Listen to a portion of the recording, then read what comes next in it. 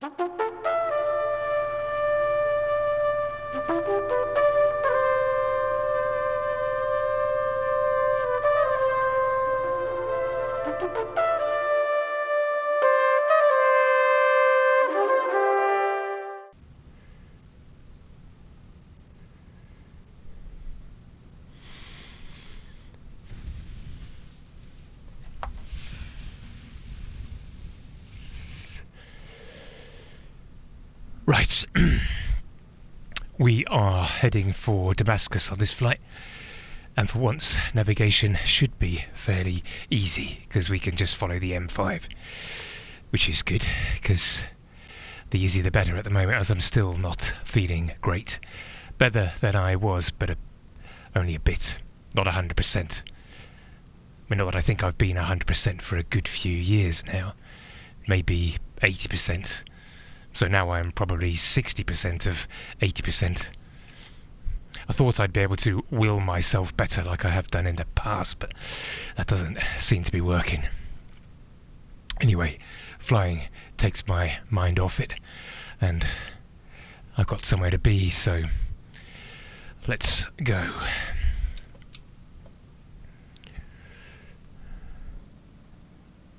Farewell to Aleppo. Another late afternoon, early evening flight, just a few clouds in the sky. The weather's been remarkably consistent all these flights.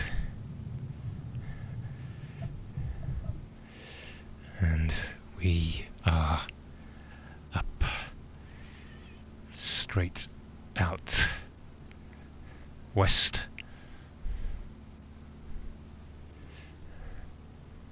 And then a turn south.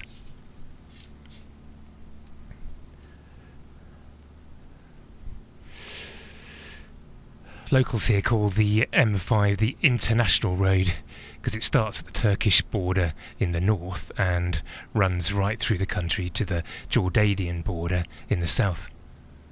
On the way, it goes through Aleppo, down there now, Hama, Homs and Damascus. They are the country's 4 biggest cities. It's all more or less in a line with each other. I probably shouldn't follow it too closely. Might look a little bit suspicious. And I can go in a straighter line than it can.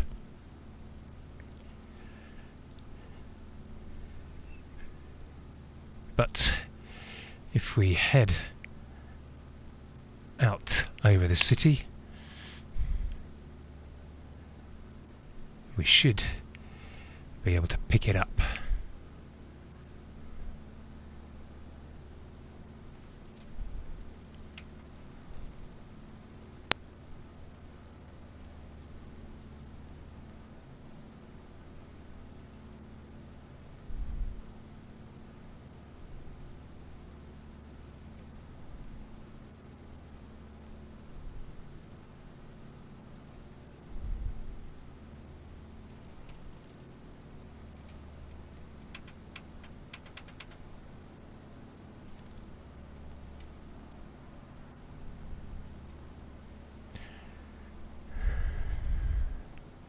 That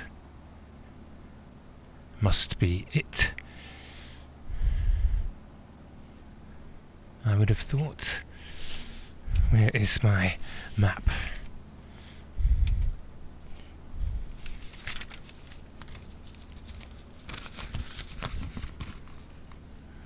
Sorry, Sylvia, I should have done a better job of this.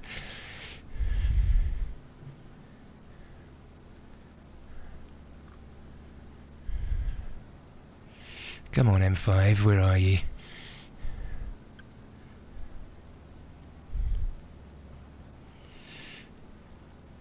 M5 means something different. Back home means trips down to Devon or Cornwall, traffic jams, broken fan belts, and artisan sausage rolls at Gloucester services.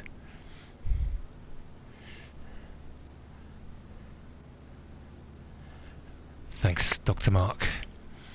Once I've found the M5, I think this one should be a safe journey.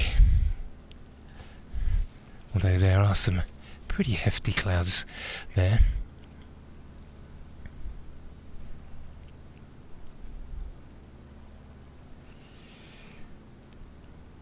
No Gloucester services down there. You're not in England now, Reggie.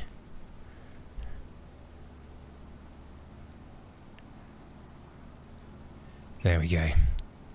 That must be it. Stretching off into the distance. So we're going to keep it on our right, or west, I suppose, if we're trying to do things properly, and pretend that we know what we're talking about.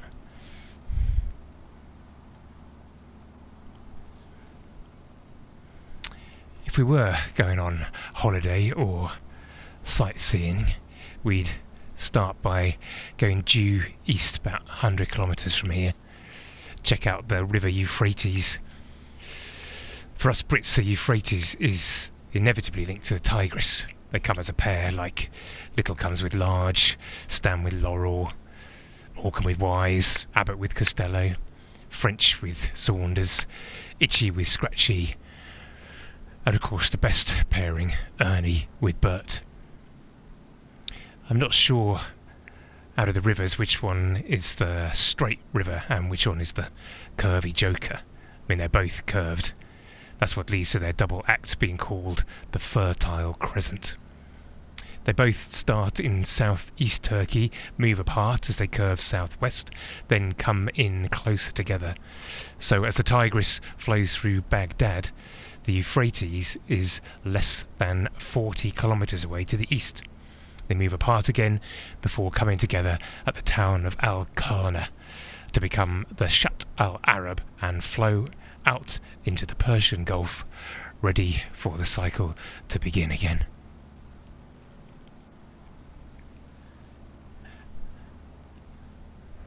It's only last night, looking at the map, that I realised the Tigris isn't spelt the same as a female tiger.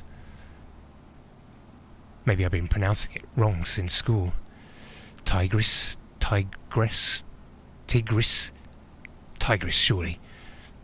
I mean, hasn't come up that much in conversation in the past, so no one has picked me up on it yet.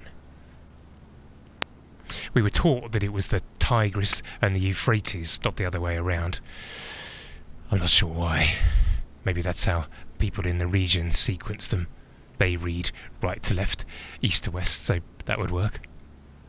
Maybe it's a rhythmical thing with a syllabus tum-ti-tum, ti-tum-tum, 2 and 3, Abbott and Costello, short before longer. But then it would be Wise and Morecambe, not Morecambe and Wise. That doesn't work. French and Saunders, that does work. Generally, I think long before short works better though. Cannon and ball. Ernie with Bert as the punchline. But I think I might be going against the tide with Ernie and Bert. I think most other people, including the Children's Television Workshop, who probably should know, they style it Bert and Ernie. Almost run their names together so they become one word, Bert and Ernie. As a kid, Bert was my favourite.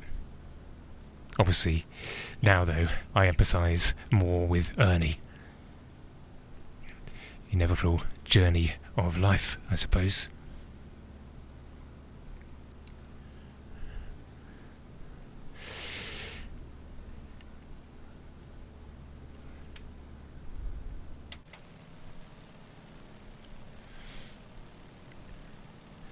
If the Fertile Crescent were a pop double act, Tigris would be on vocals with Euphrates at the back on keyboards.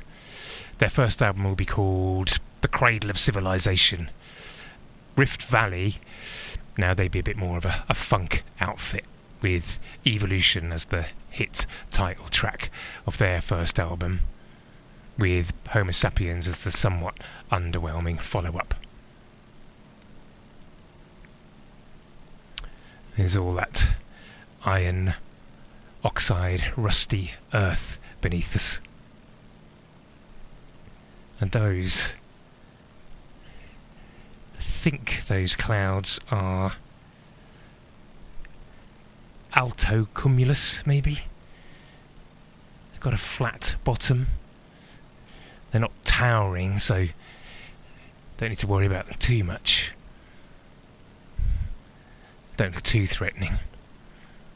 I don't know why I've suddenly started worrying about clouds all of a sudden.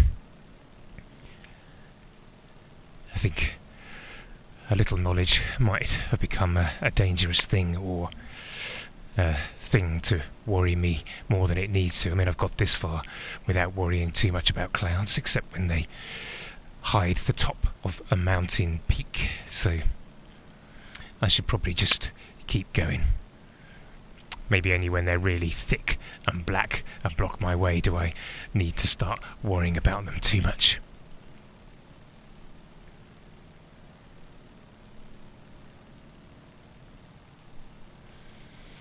So, I found the University of Aleppo towards the eastern edge of the city. Aleppo wasn't a big city. The campus was about an hour's walk from my place, still embedded in the middle of the city.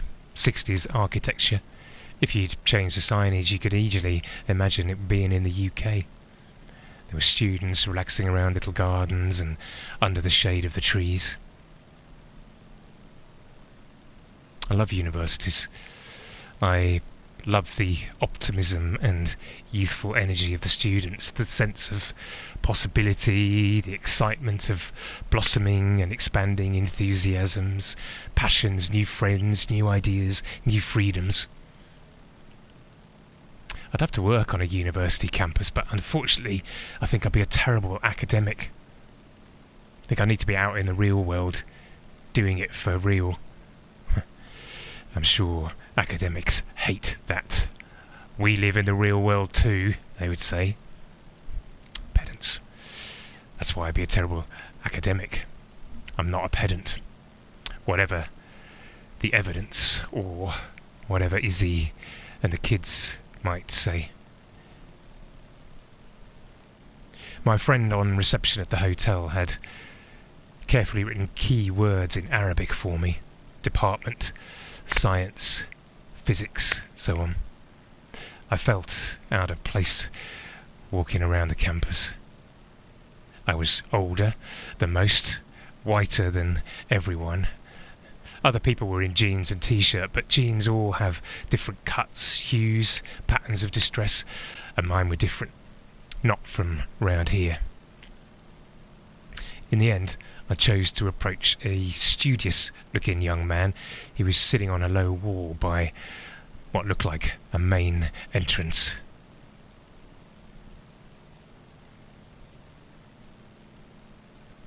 Hi, salam alaikum. I'm looking for this. I hold up my cheat sheet and point to the Arabic besides electrical engineering. He looks at the sheet, back at me. There's a long pause. I smile.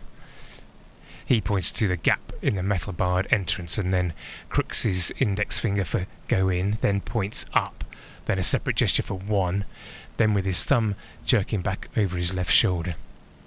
He's giving directions in a phlegmatic tone, but the gestures are all I can follow. Shukran.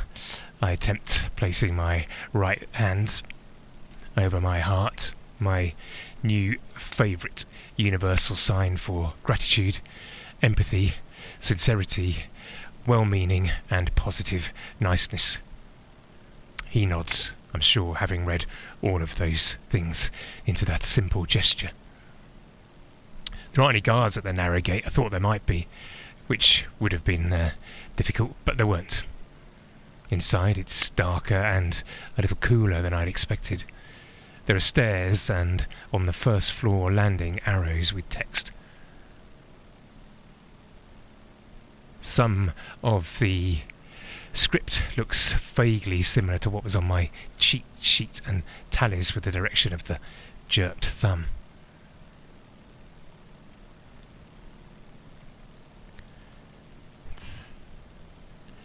corridor smells faintly of disinfectant. There's a bit of a sheen on the stone floor. Dark brown doors on both sides of the corridor are closed. They carry name plaques and sometimes pinned notes or grids of possible appointment slots, handwritten or printed. Some have also got a pen on a string. A universally familiar university vibe.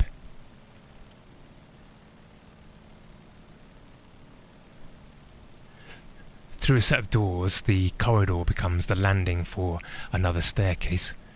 There's a weary leather sofa and a door wedged open to another section of corridor.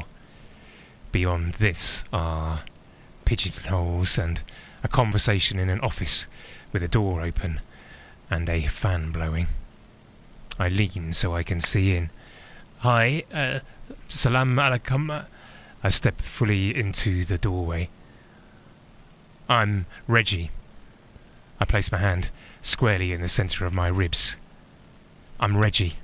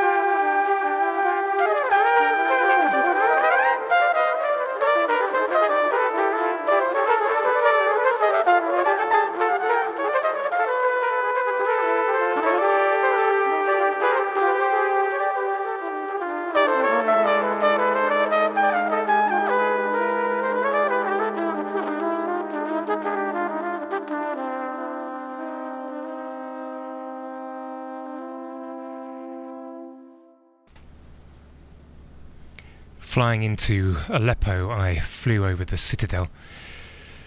I'd read somewhere that there'd been a lot of repair work done on it, but they were going to allow some of the damage to remain as a reminder of the citadel's role in the recent conflict. Flying in there, I was shocked. Bland, generic, modern tower blocks seemed to have sprung up across the whole city and the site itself, crowding the ancient walls as though someone had abandoned the restoration plans completely. It made no sense. Aleppo had spent centuries surviving invaders, earthquakes and more, only to then be seemingly covered in speculative office blocks or apartment buildings. Surely that couldn't be right. I wondered if I was looking at the wrong city or whether the world was simply changing faster than anyone could record it.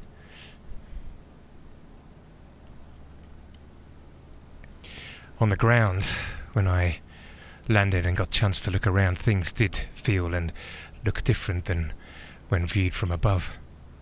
As I walked the streets, there are still signs of the Civil War.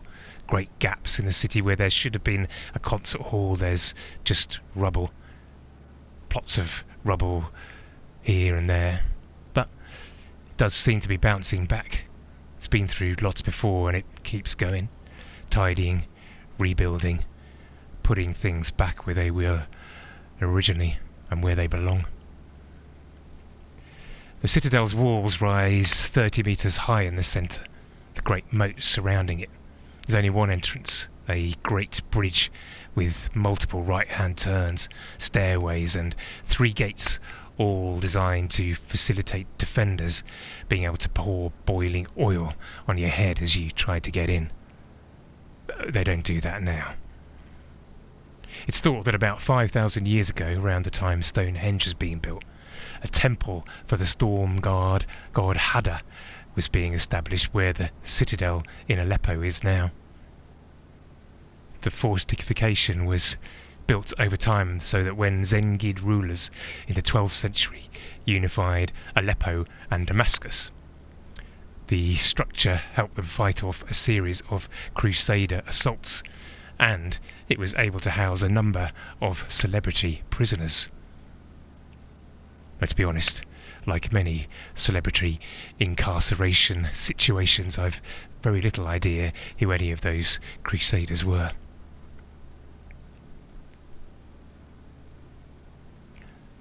I've heard of Saladin, though. He is famous, not least for defeating the Crusaders. His son, Al-Zahir al-Ghazi, ruled Aleppo for 20 years or so, at the turn of the 13th century. He made a huge load of improvements to the citadel, made the wall stronger, the moat deeper, filled it with water, which is always good for a moat. He added buildings, smoothed out the surface of the rocks, clad sections of the slope near the entrance with stone, and, well, made a thoroughly good job of it all. And presumably the investment made the citadel a much more desirable location. The place gained more accommodation, baths, mosques, shrines, the works. There aren't many ancient forts that have seen much action recently, but on the 11th of August 2012, a missile attack damaged the citadel's Great Gate and destroyed the iron doors that the year before had been celebrating their 900th anniversary.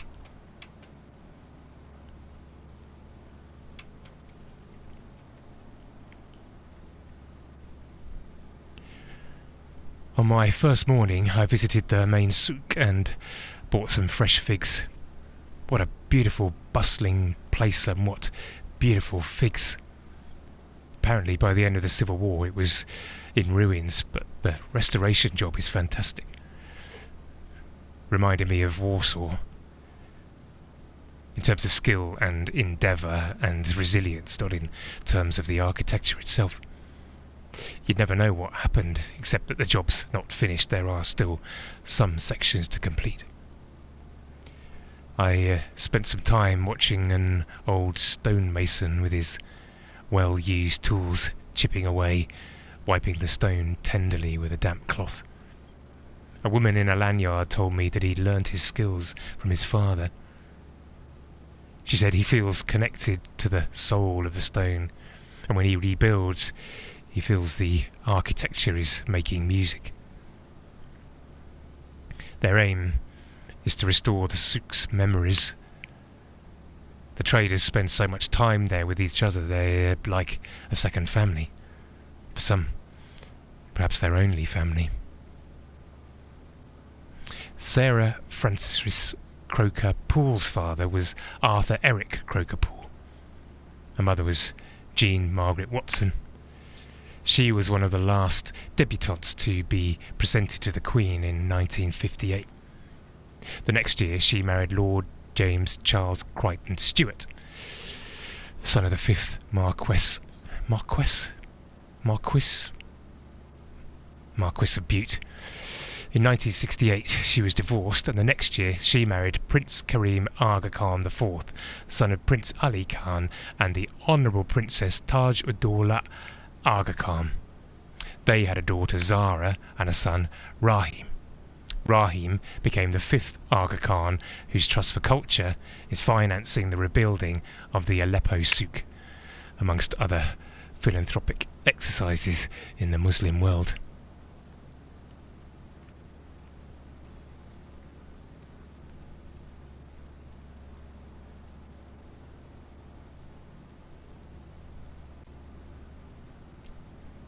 I wonder if there's any horses down there.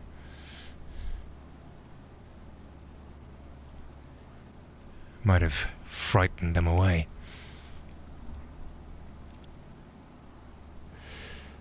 According to the Aga Khan stud catalogue, the stallion See the Stars continues to fire on all cylinders, which is barely a euphemism.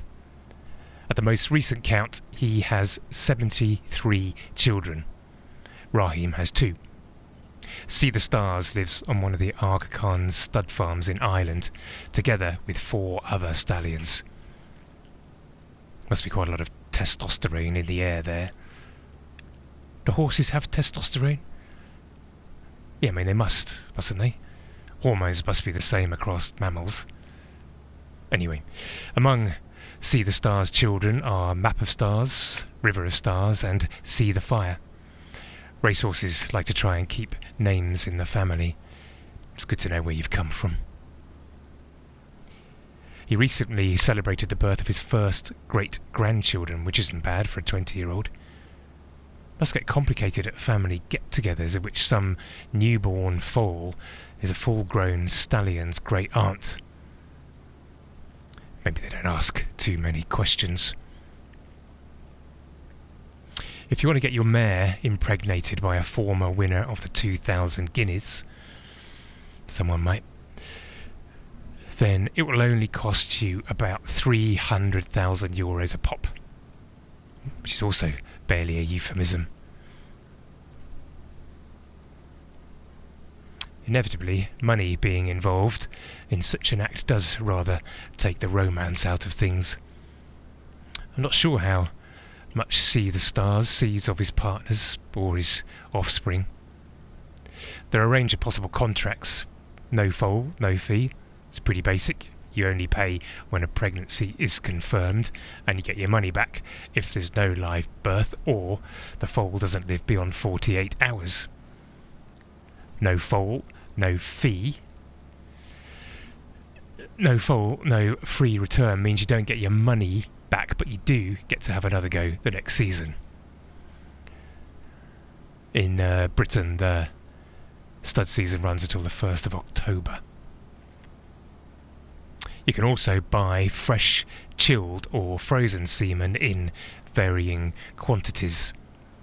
You can pay per breeding, which is expensive but does mean you get as much semen as you need until the job is done. Per dose, cheaper, but a gamble, as one dose might not get the job done. There might be 3 straws in a dose and you can buy per straw.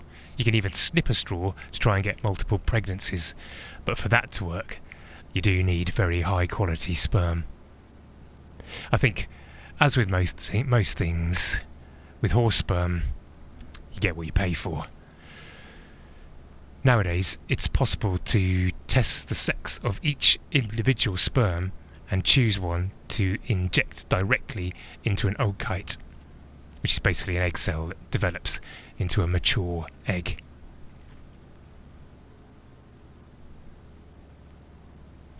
Yeah, I really need to think about something else for a while, like what's down there and where I am going.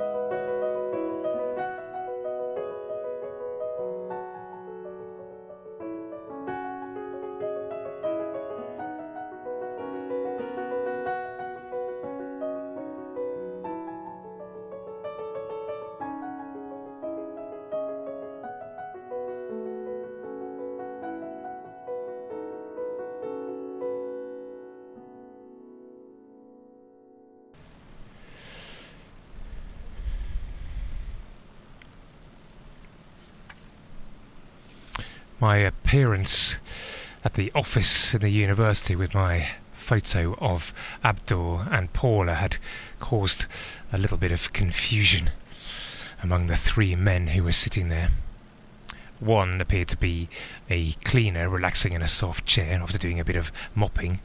One clearly ran the office from his swivel chair, hemmed in by desks piled with files and screens at a perpendicular angle to each other.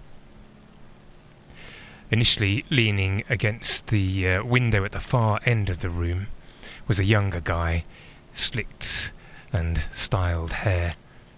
They now appeared to be disagreeing with each other quite vehemently as they passed a photo between them, shaking their heads and pointing at me. Eventually the slick guy is left holding the photo and gestures to the door.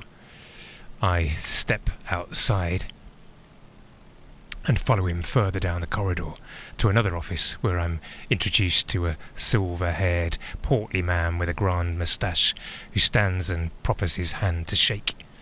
He gestures me to a chair and sits himself down, looking at the photograph. Slick guy leaves. So you know Abdul? It's worked. Unbelievably, my first strategy has come up trumps. I briefly consider hiring myself out as a private detective.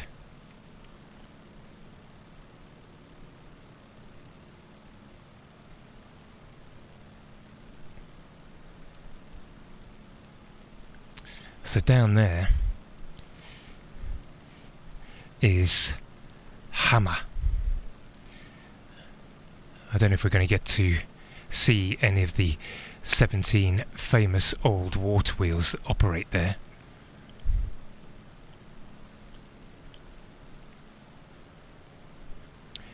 This all looks a bit like bland, generic tower blocks too, like Aleppo did. But we'll have a look. I mean, we should be able to spot one. The tallest one has a diameter of 21 metres and for 500 years was the largest water wheel in the world. In the lush history of Britain, water wheels have chiefly been used as a power source for grinding flour or running industrial machinery.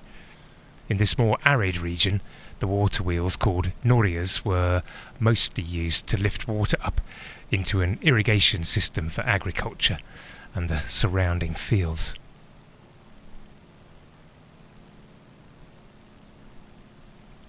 The big fella, the 21-metre noria, that was used for supplying water to the Great Mosque of Hama, a kilometre away. There are probably a lot of mosques down there, so identifying the great one will be difficult. Well, except that it's the one that's a kilometre away, I suppose. Well, there's some water.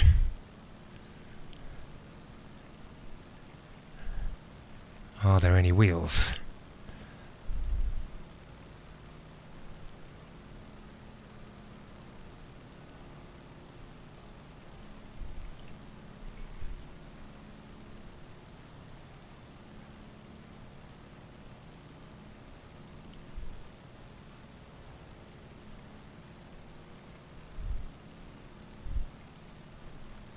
No wheels.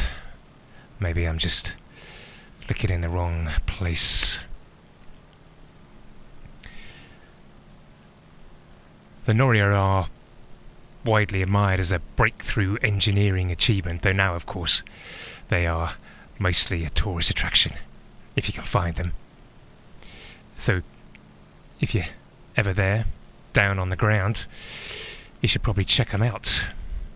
And the beautiful Governor's Palace, which is by the river, northwest of Hama Castle, which is built on a hill, like the citadel in Aleppo, but is smaller, which is probably why I can't see it.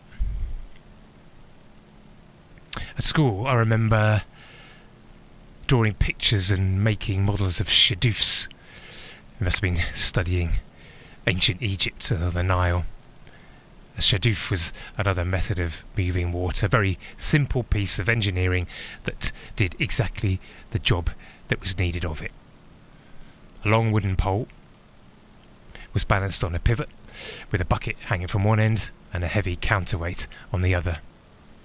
One person could lower the bucket into the river, and the counterweight did much of the work of lifting the water up and out into an irrigation channel to keep the crops watered. It, like the Noria, transformed agriculture across the Middle East for thousands of years.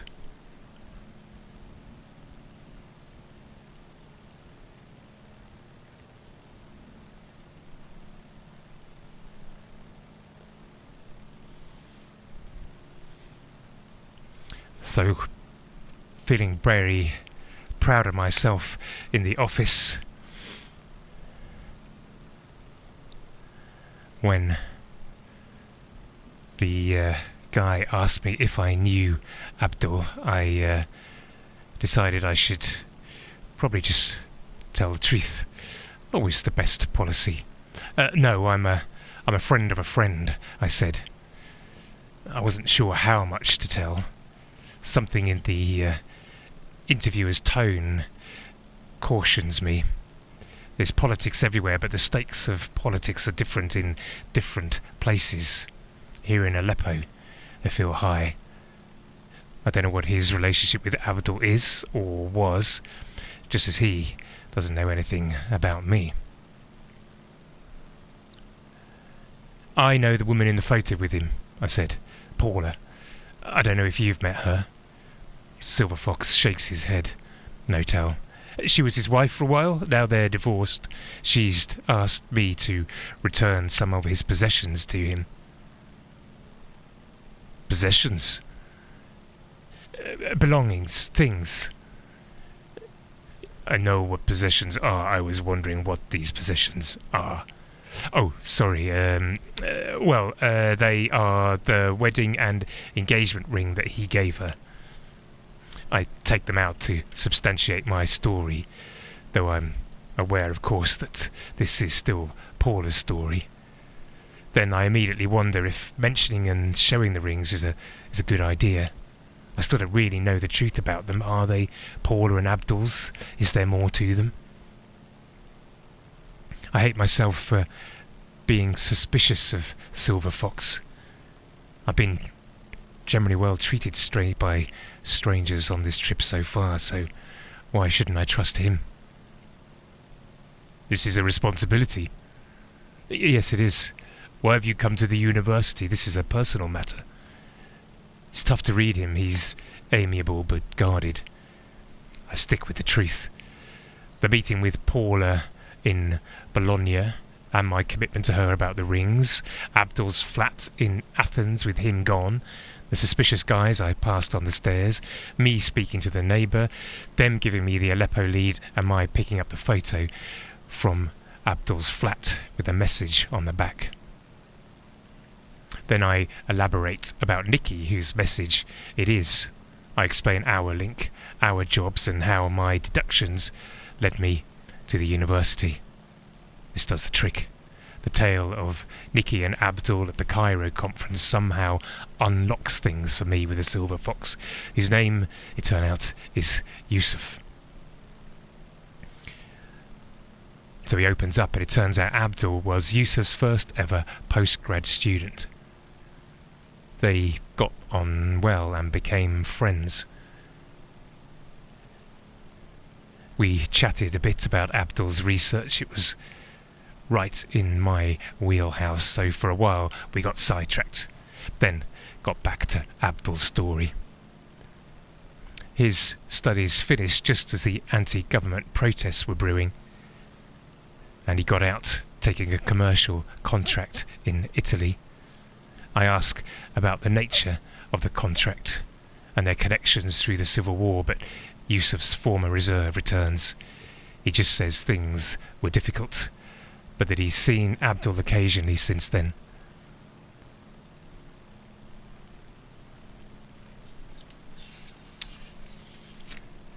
Down there,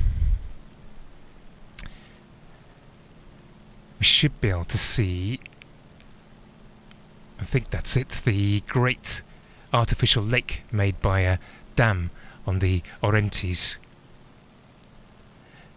There's a theory that the river got its name from a man called Orontes who built a bridge across it. If that is the case, then it's a shame, because the Greek geographer Strabo had claimed that it was previously called Typhon, as it sprang into being when Zeus struck down the dragon Typhon with lightning, and where its body landed, the river emerged. That is a proper origin story. And I suppose it does look a bit like a dragon laid out across the surface of the earth. Though you'd only know that from above. But then I suppose Zeus did get a chance to see it from above.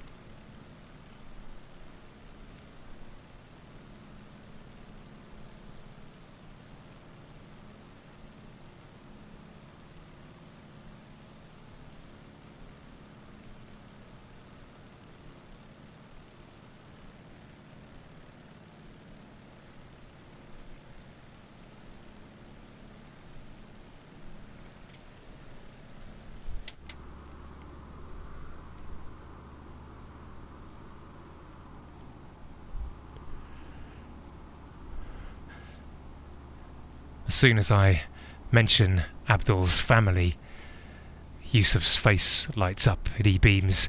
Is that true? Wonderful, then we can go together. You know his family? Yes, of course. And you could take me? Yes, not now, I have work, but later. I will meet you outside after Asr, 4 o'clock. I was feeling even more pleased with myself for making the university my first stop. Asr, I learnt, is the late afternoon prayer, ideally performed halfway between midday and sunset.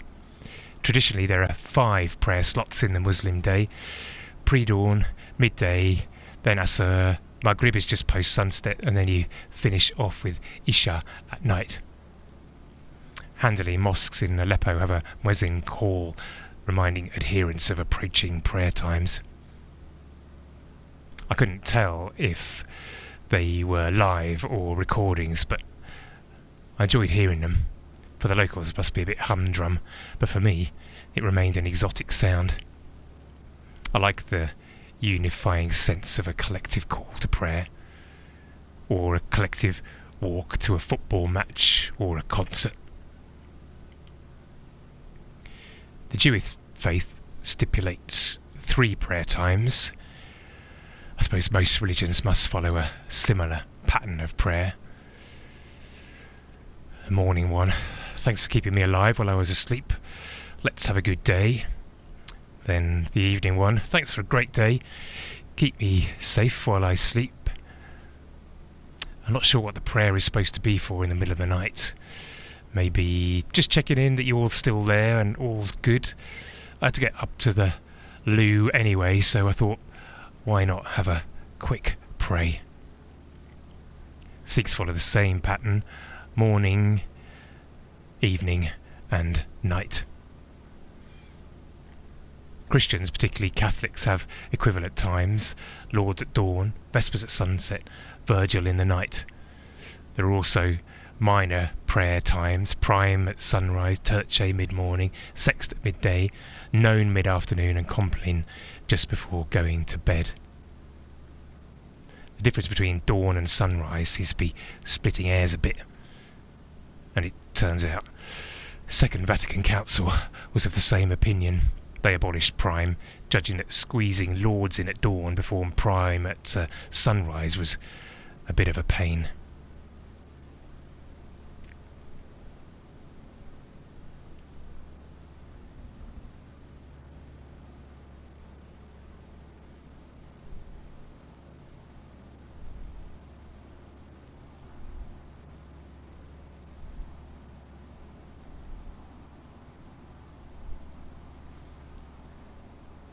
Down there is Homs.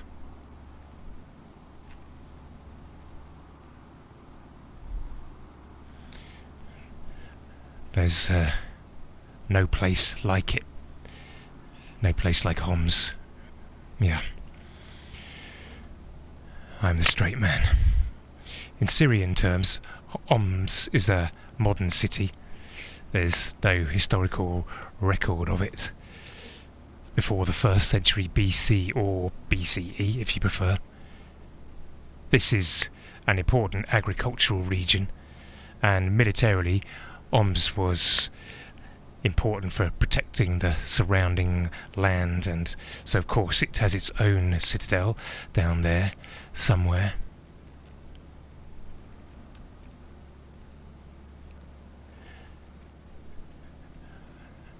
I think now though it's just got a huge television mast on it. Where is it? Nah, can't see it.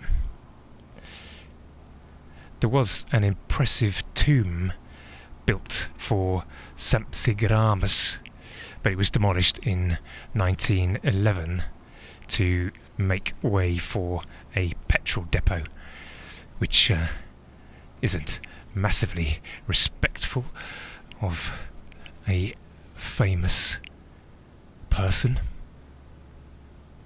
Maybe that's it down there. That looks like a petrol depot to me.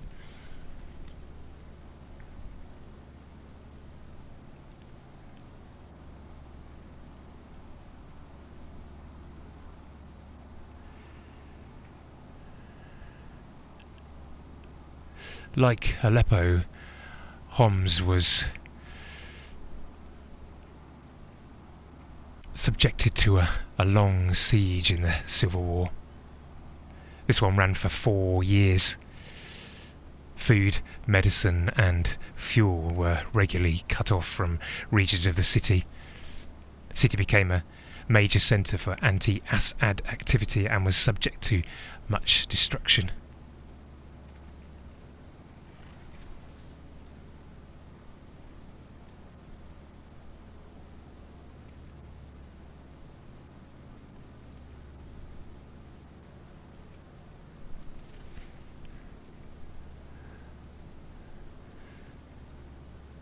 So down there is Lake Homs.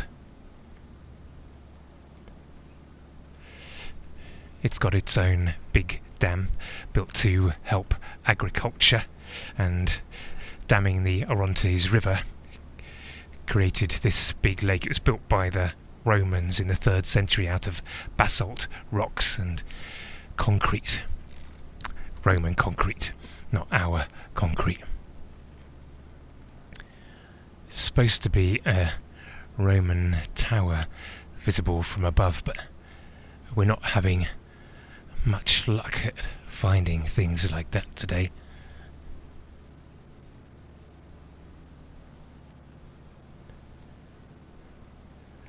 That doesn't look very Roman. That looks to me like a sulfuric acid factory. Don't ask me how I can tell these things. Sulfuric acid, H2SO4. Without it, modern civilization would struggle. It's used to manufacture fertilizers, refine metals, process oil, make detergents, batteries, pharmaceuticals. It's not beautiful to look at, and it's not very nice if you touch it, but without it, where would we be?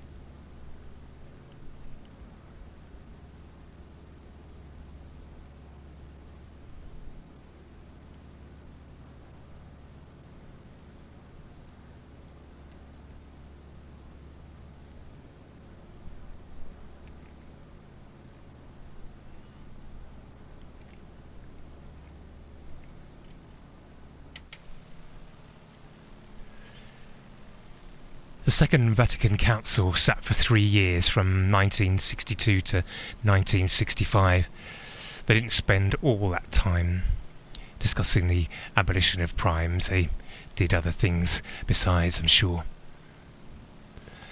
The Prime Lord's challenge, which in another age would have probably gone viral, must have been particularly acute for Catholics practicing near the equator, where sunrise is at its most rapid.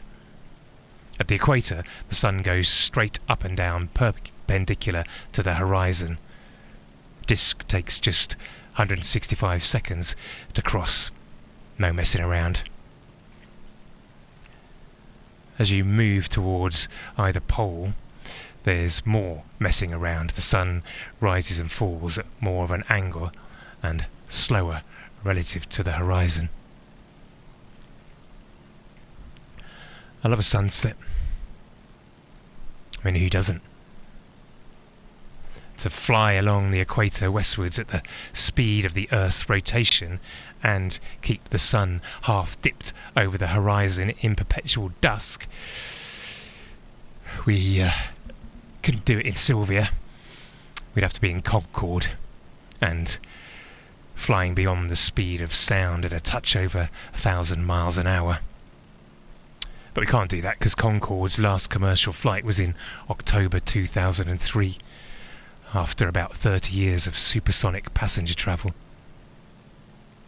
I remember watching it on TV when I was a kid, probably on Tomorrow's World and definitely on Wicker's World.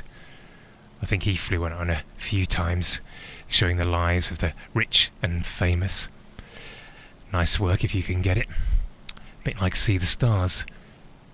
Concorde could cross the Atlantic in about 3.5 hours, but it was expensive to operate, carried relatively few passengers, and after the Paris crash in 2000, I suppose the economics no longer added up.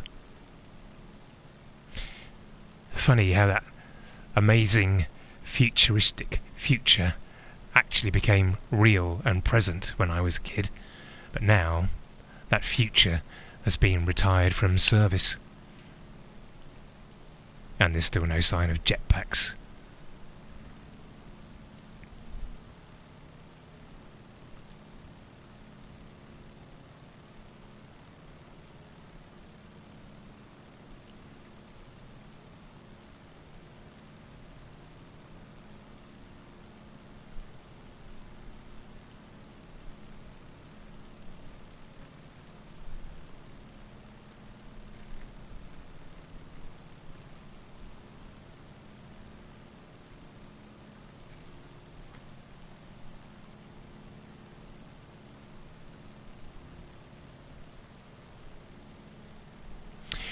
It's easy to assume that church bells do a similar job to the call to prayer. But as well as letting people know that a service is due to start, they also tell you that people are about to get married, or have got married, or that there's a jubilee or an invasion. Back in the day, all kinds of messages, religious and secular, were encoded in the ringing of bells. Once church towers started housing bells tuned to different notes, ringing them started to become a pleasurable social activity, independent of religion. Pulling on the ropes that roll the wheels in which the heavy bells are mounted is a satisfying form of exercise, almost a sport. Groups of ringers started hiring out towers of bells to play purely for their own amusement. It was this independence from religion that saved the bells during the Reformation, when all forms of religious ornamentation were being destroyed.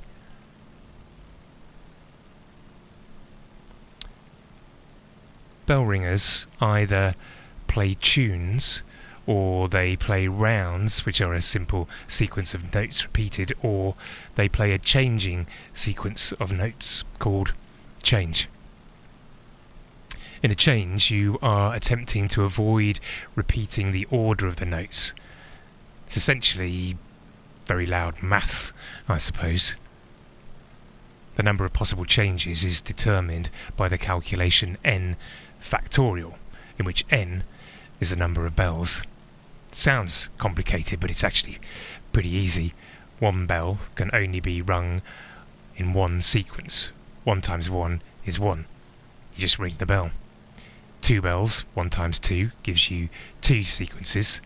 This one first, or that one first. 3 bells is 1 times 2 times 3, which is 6. Not very spectacular so far. But then, after this, the numbers start rising in a hair-raising way. 24, 120, 720, 5,040, 40,320, which is 8 bells. St Martin's in the Bull Ring in Birmingham has a ring of 16 bells, which has nearly 21 trillion possible changes. Makes sense that some towns passed laws limiting the when and for how long bell ringers were allowed to create their infernal racket. Things are made slightly more complicated because the mechanics of bell ringing means the sequence can only be smoothly changed if each individual bell only moves one place forwards or backwards in the sequence.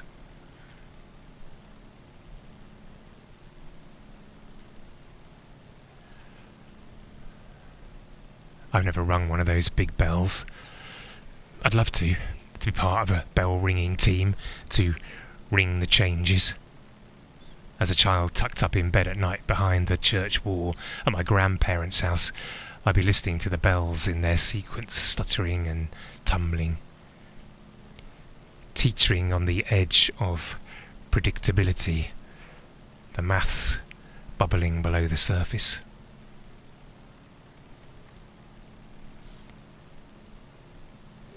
Church bells are usually cast in bronze, a mix of copper with a bit of tin. You can cast them in steel, but they sound terrible. Of course, for branding reasons, they cast in steel in Sheffield for their Catholic cathedral, but immediately regretted it and flogged them off cheap to a Mr. Linden, who gifted them to his local church, St Anne's, on Park Hill in Moseley in Birmingham.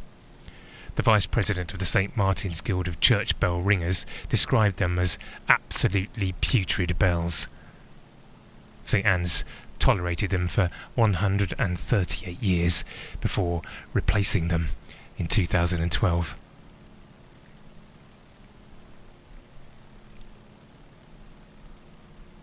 Most memorable sequence in Tarkovsky's film Andrei Rublev, which isn't about the contemporary tennis player's run to the quarter-finals of Wimbledon in 2023, but actually about the 14th century Russian Orthodox icon painter witnessing the casting of an enormous bell.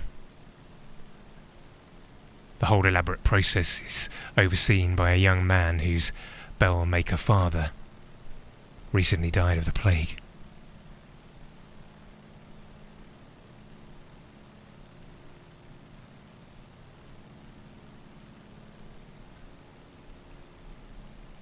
A Houseman, a Shropshire lad, well, actually a Worcestershire lad. He was a fan of the bells, ringing out over the countryside.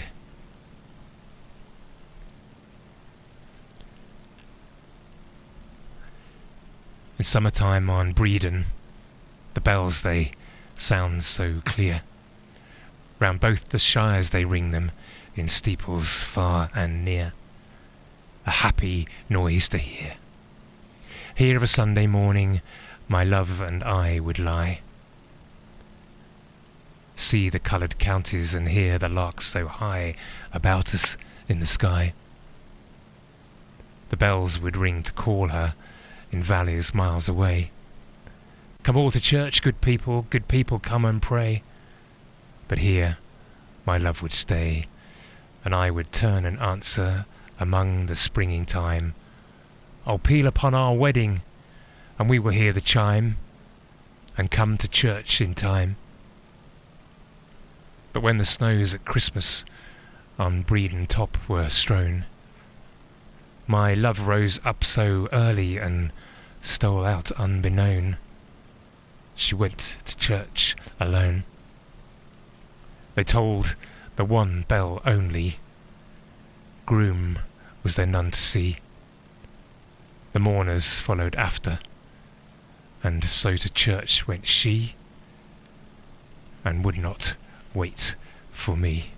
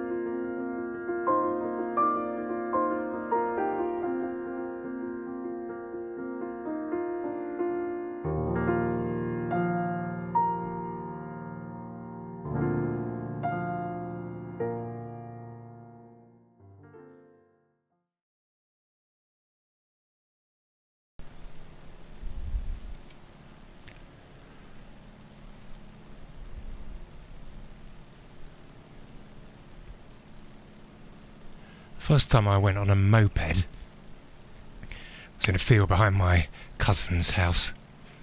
We were about 12, I think.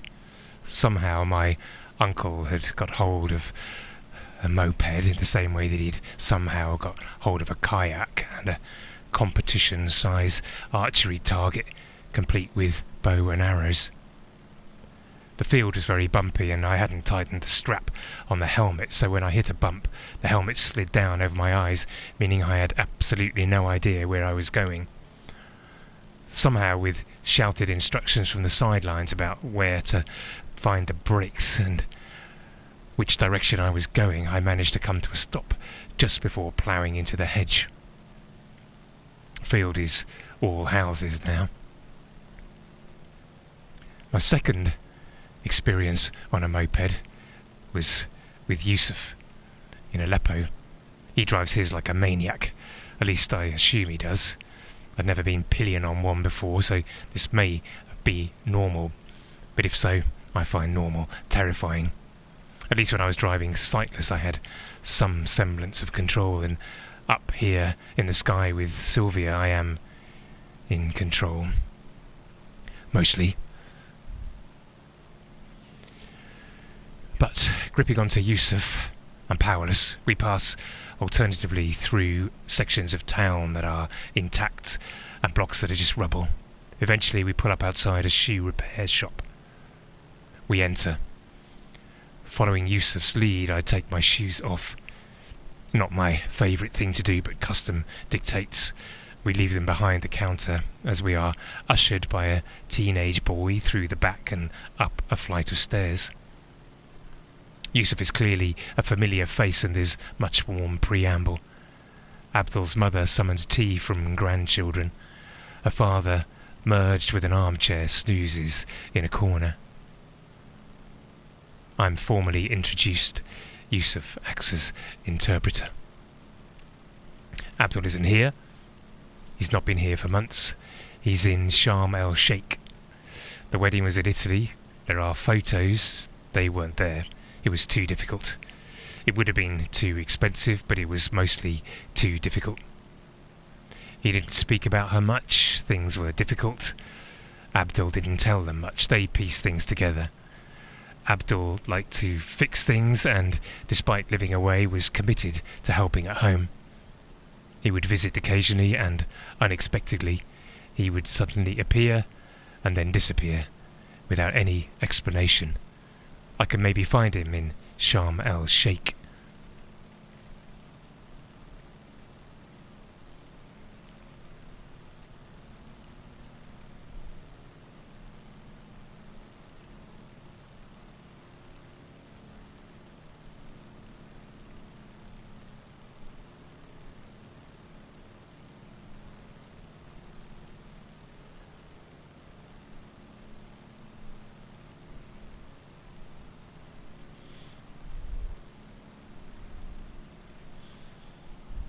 Assad fled to Russia in December 2024, when his regime finally crumbled. He'd long been an ally of Russia, allowing them to project power into the region by positioning military bases in Syria. Bashar al-Assad wasn't expected to inherit the Syrian presidency, aside from the fact that inheriting presidencies isn't generally how presidencies are supposed to work. He was the third child and the second son of Hafez al-Assad. He'd risen to the presidency via 3 successful coups in 4 years, which is a pretty ruthless way to operate. Younger son Bashar was busy studying to be an ophthalmologist in London when his big brother Basil, driving a Mercedes too fast through fog to Damascus airport for a privately chartered flight to Frankfurt in order to go skiing, crashed into a barrier. He wasn't wearing a seatbelt, so he died instantly. His chauffeur, who was sitting in the back and was wearing a seatbelt, survived uninjured. You should always leave things to the professionals, and you should probably heed public safety warnings. Anyway, the family tragedy promoted Bashar to next in line for the presidency, so he was recalled from his medical studies, to Damascus. Initially there was some hope that the doctor would serve as a more emollient and compassionate president. When his father died, there was a Damascus Spring movement, resisting Bashar's succession and agitating for greater freedoms. Bashar's government clamped down on this, and his time as president, which included the rise and fall of Islamic State, was marred by huge internal unrest and civil war. It's estimated that at least 600,000 Syrians were killed, 6.5 million were displaced during his 24 years in charge, and with his use of chemical weapons on his own population.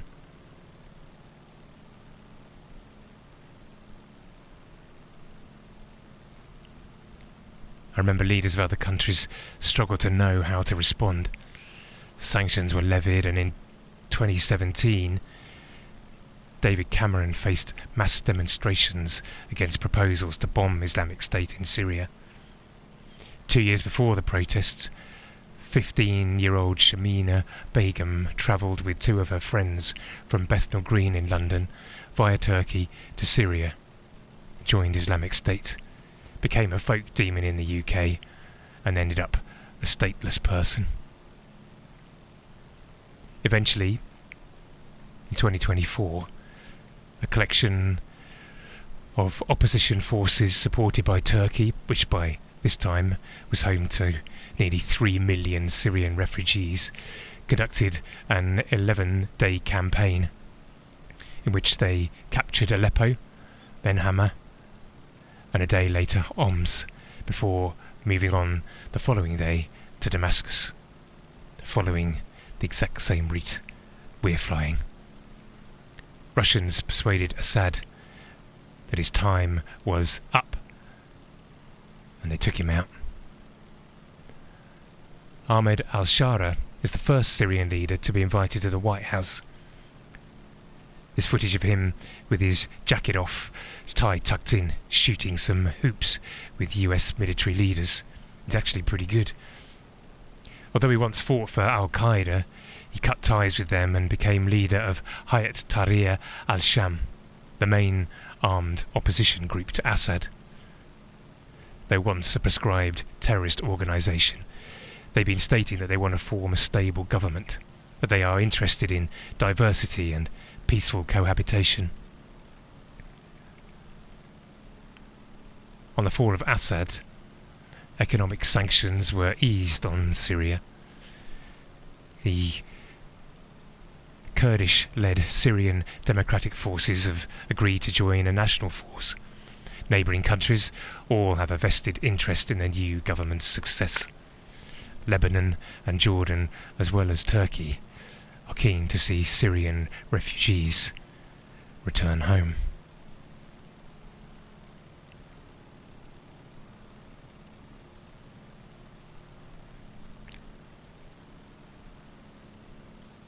We're close to the border with Lebanon now, over on the right. These, I think, are the anti-Lebanon mountains. They look pretty hard to cross. No need for border guards if you have these. But I suppose people have always found a way to get across them or go round them. Like water, people will always find a way. There are ancient monasteries, caves and villages down there somewhere. Anti doesn't mean the mountains hate Lebanon. There's enough anti in the world. Here, anti means opposite or facing. So the anti-Lebanon mountains face Mount Lebanon. Those mountains are famous for the cedars of Lebanon trees. You can see those back home in England on many a Sunday afternoon National Trust visit. The same species that once supplied timber for the Phoenicians and for Solomon's temple were brought over as seeds or saplings to be the stars of English landscape gardens. Capability Brown was a big fan. He'd place a single cedar on a rise above a lake or beside a country house, their iconic spreading shape giving rise to admiring and jealous glances from admiring visitors. Many of those trees are still there, quietly growing and outliving the families who planted them. Syria introduced a brand new range of banknotes in January. A year after the widely despised President Assad fled the country, his face is gone from the currency, replaced with agricultural produce, wheat, olives, oranges and roses. At the time, they've also taken the opportunity to knock a couple of zeros off the denominations. It's all part of a plan to increase liquidity, bring down inflation, put the Syrian economy back on its feet.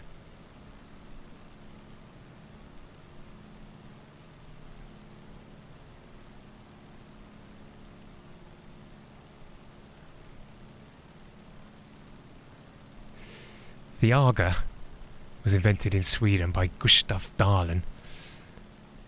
Won a Nobel Prize, not for inventing the Aga, but for making the lights in lighthouses much brighter and more efficient. Unfortunately, he couldn't attend the opening ceremony. He was recovering from some acetylene blowing up in his face and blinding him. He sent his brother instead. His brother was an ophthalmologist. Convalescing at home, Dalén recognised the failing of his wife's cooker. With her help, he redesigned it. 10 years later, the Aga was patented. Soon after, it came to Britain, and a factory in Shropshire started making them. Advertising pioneer David Ogilvy literally wrote the book on how to sell them. No household which can afford a motor car can afford to be without an Aga. Learn to recognise vegetarians on sight. It's a painful indeed to gush over roasting and grilling to a drooping face which has not enjoyed the pleasures of beefsteak for years. The longer you talk to a prospect, the better.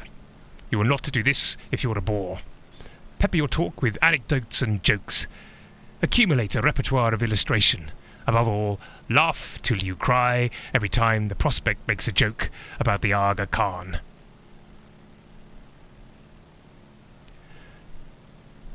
David Ogilvy's nephew, Ian, famously played the Saint in The Return of the Saint on TV in the late 70s. The Saint was a buccaneering criminal who stole from the rich and gave some of that money to the poor whilst keeping enough to lead a lavish lifestyle and drive a white Jaguar XJS. I think I picked up a second-hand toy Saint car at a jumble sale when I was a kid. I had one of the books. In the original novels written by author Leslie Charteris, he drove a very impressive fictional car, the Hirondelle.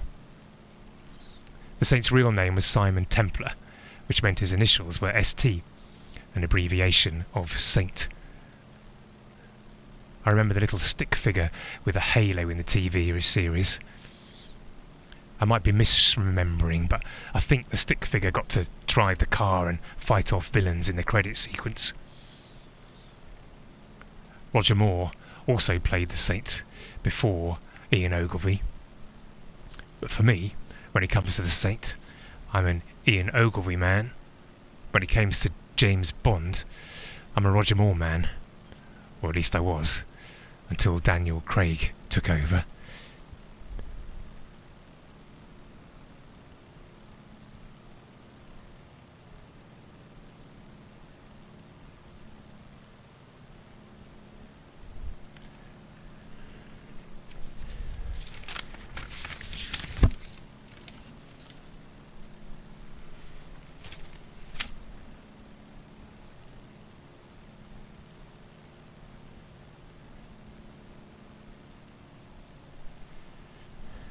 Okay, so that is Damascus down there. Damascus is to the south, the airport is to the southeast. To the northwest, must be over there, is Mount Cassian. Its name means hard and dry. on the hillside is a cave which is claimed was inhabited by Adam and Eve, which is quite a claim. Also hard for any rival caves to substantiate, so why not? I'm not sure of the details. I'd imagine a cave on a hillside was probably post-eviction from the Garden of Eden, which would put the Garden of Eden west of here towards Beirut. It also claims that the cave was visited by Abraham. That could just be a rumour. Maybe you wanted to check it out. Location. Property value probably took a dive once the rumour started. It was the location of the world's first murder, where Cain slew Abel. He didn't just kill him, he slewed him. That is, deliberately and violently. After that, it came to be called the Cave of Blood. There's a mosque on the site, apparently. Further down the hill is the Cave of Hunger, or the Place of the Hungry, where 40 saints or prophets died of hunger.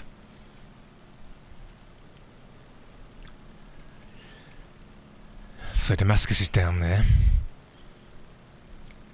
The airport's not far away, but I'm feeling a bit uneasy about landing there. Maybe because I've ridden my luck in Syria once already. Maybe because of Isa's caution about Abdul's enemies. When I logged my proposed flight at the airport, the pilot behind me, he was standing close. Maybe cultural, but it seemed unnecessary. I didn't stand and stare at him, but as I left I tried to catch sight of him. He was a bit familiar. Maybe he reminded me of one of the people following me in Tirana, one of the guys on the stairs up to Abdul's flat. Was he trying to hear my next destination? Maybe he's calling ahead so a bunch of gangsters can be waiting for me. Maybe they have their own plane and they're following me. Or their plane's faster and they'll be waiting. I'm uneasy. I've been seen at Abdul's family home, possibly. There's no reason for me to land down there. It's just a staging post for Abdul in Sharm el-Sheikh. This will be the first time I've had 2 consecutive stops in the same country. I don't think that's good either. I think I should divert. I could find another destination that's in Sylvia's range. How far is Beirut? Northwestish. This should shake off any pursuit. I've got Alexander's doctor's friend contacts in Beirut. So, am I going to do it?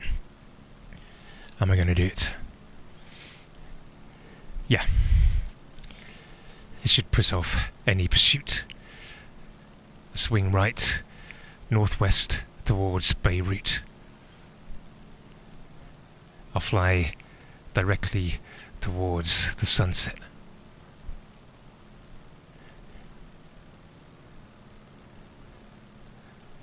Beirut, here I come. I'll worry about what I find when I get there.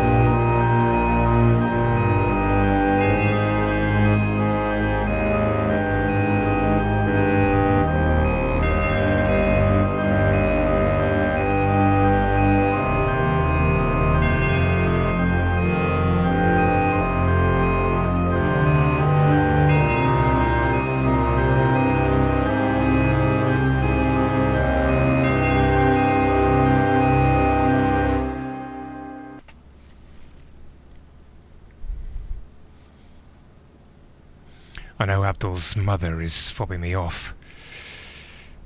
If I leave now, I know there's no way I'm finding Abdul. She's not told me enough, so I gamble on the truth again.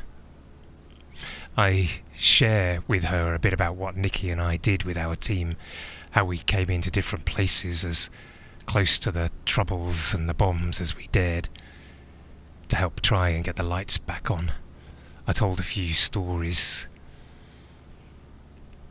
I imagined her son was trying similar things but in a more dangerous situation. I said, he must be a brave man. He clearly comes from a brave family. Then I sit back and sip my tea and I wait. War is a free time. A free-for-all. A free-for-all for everyone, she says through use of... You think there are two sides, but there are more sides. Many sides. And beneath sides, criminals and gangsters and opportunists. I nod. I know. I know a little. You know a lot. So much. Please tell me what it is to live for 4 years when there is a war all around you. So she did. She explained, eventually with stubborn pride in the set of her jaw and with tears in her eyes, how Abdul made enemies, how men of violence took his humanity and his desire to help as support for the enemy. Officially things are better now, but the criminals and gangsters and opportunists, she says, they are still around. Abdul still has to be careful here. He has to be careful everywhere. I take the rings from the envelope and show them to her, Abdul's mother. I ask her to give them to Abdul when she next sees him, but she shakes her head. She performs a pushing motion with the palms of both her hands. I must take them to him. She doesn't know when she'll see him next. She won't have anything to do with that marriage, least of all that divorce. Then she gets up, scurries out of the room. Yusuf shrugs. When she returns, she gives me a tin of sweets. When you find Abdul, give him these, she says. I protest that I need more information than that he's just in Sharm el-Sheikh. She replies, you found his home here in Aleppo, you'll have no trouble finding his home in Egypt. With this, she smiles, a beautiful, genuine smile. The first smile of my visit. It's clear that's the end. The grandchildren follow us downstairs. The teenage boy hands me back my shoes. They've been beautifully cleaned and they've got new laces. He also hands me a bill, which takes me back. I'd not asked for the work to be done, but I catch myself. These people, they have to hustle just to keep their heads above water. They've shown me hospitality. Why begrudge them a little bit of money? Besides, shoes did need some attention, and the boy's done a great job. I pull out my wallet, but as I do so, the boy shakes his head, gestures to the door. Apparently I don't owe anything after all. I put the bill in my wallet, a souvenir of a remarkable encounter with a remarkable family in a remarkable city.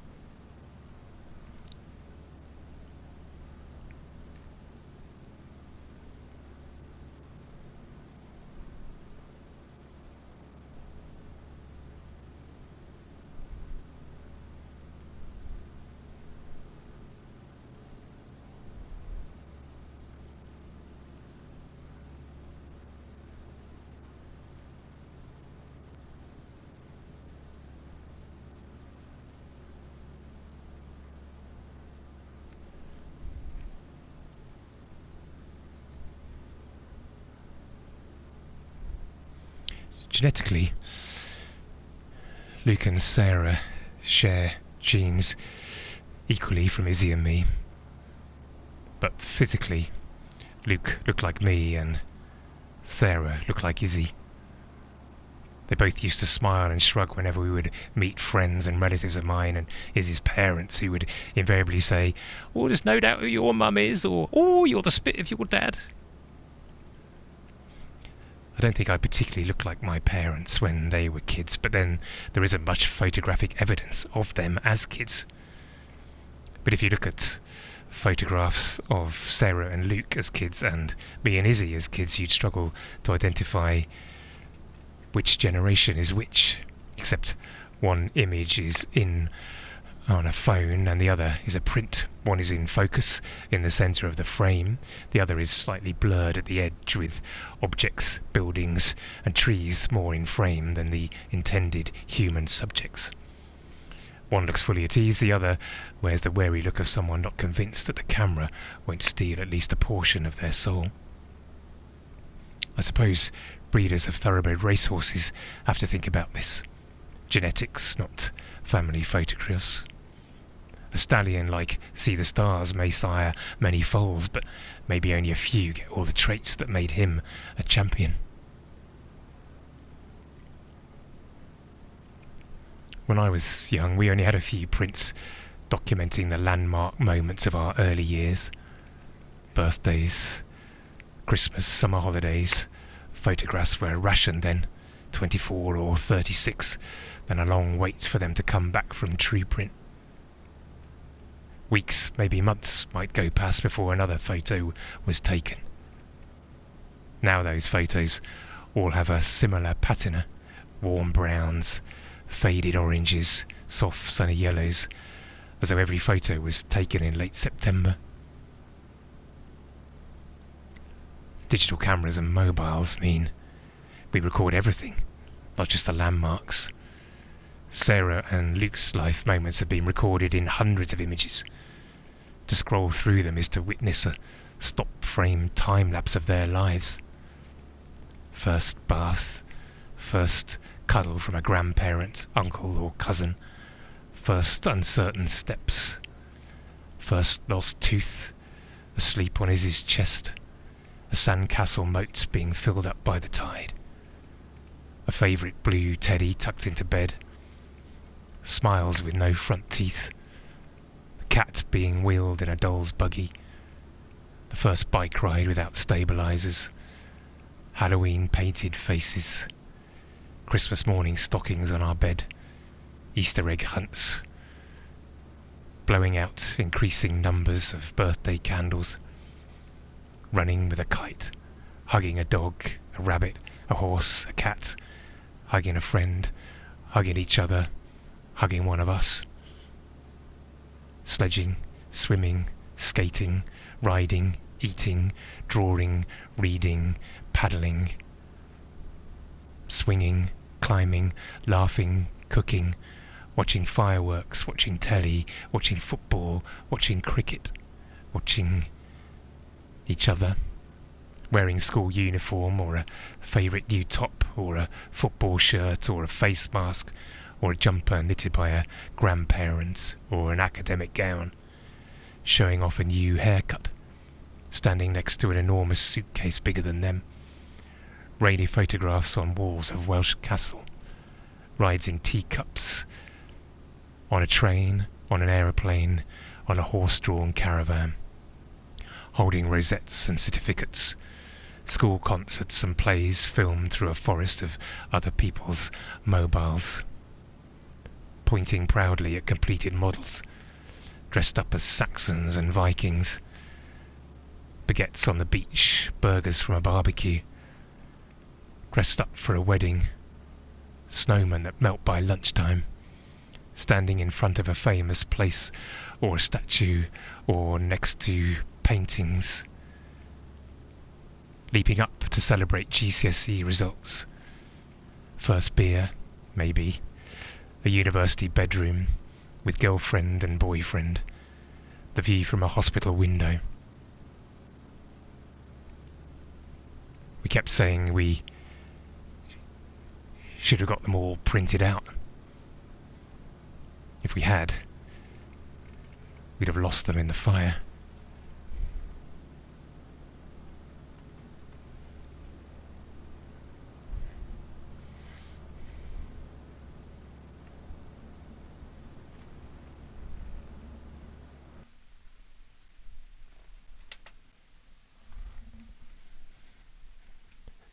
My soul is weary of my life.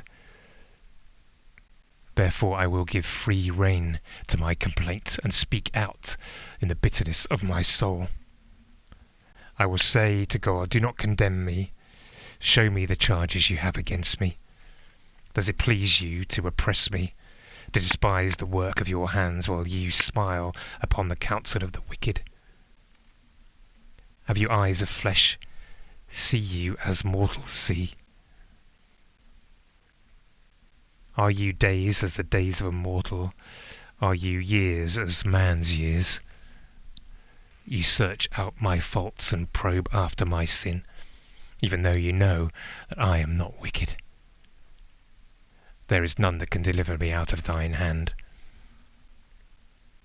Your hands have made me and shaped me, yet now you destroy me. Remember, I beseech you, that you moulded me as clay. Will you return me unto dust again?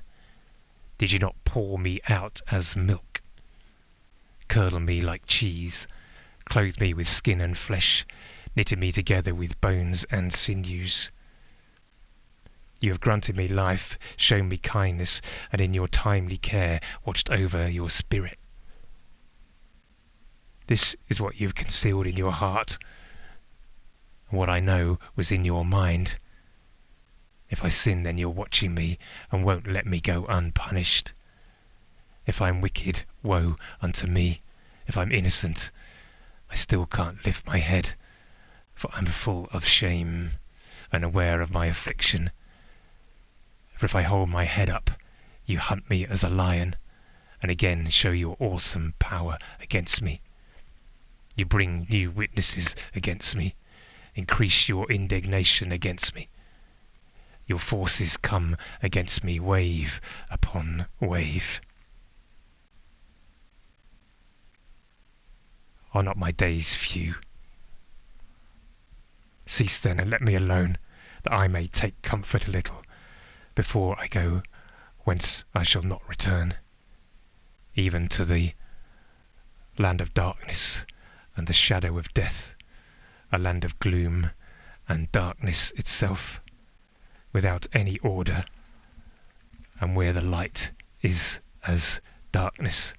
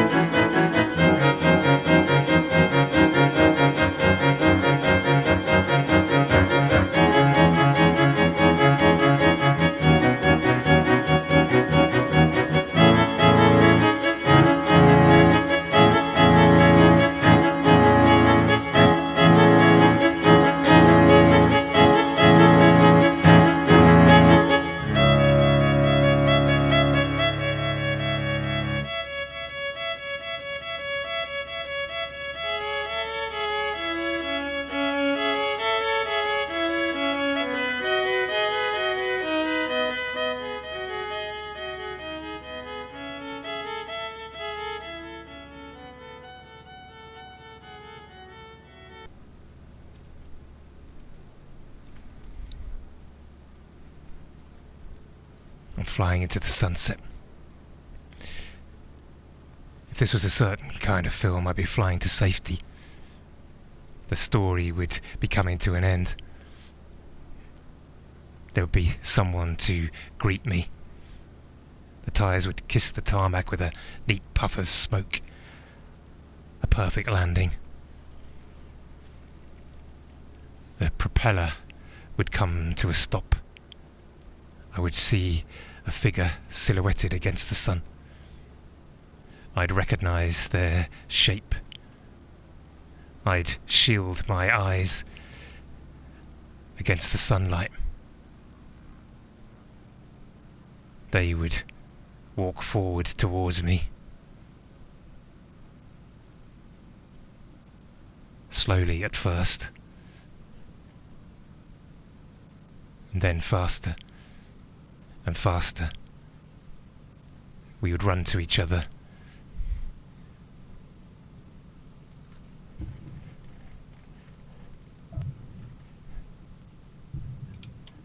And we would hug. And we would hold each other. And we would walk off together into the sunset.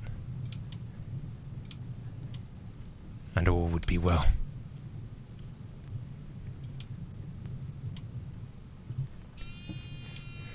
That's one kind of film.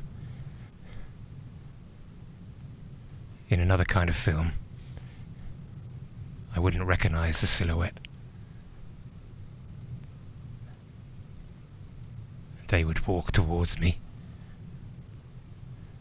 They wouldn't speak. They would get closer and closer and closer until their silhouette blocked out the sun.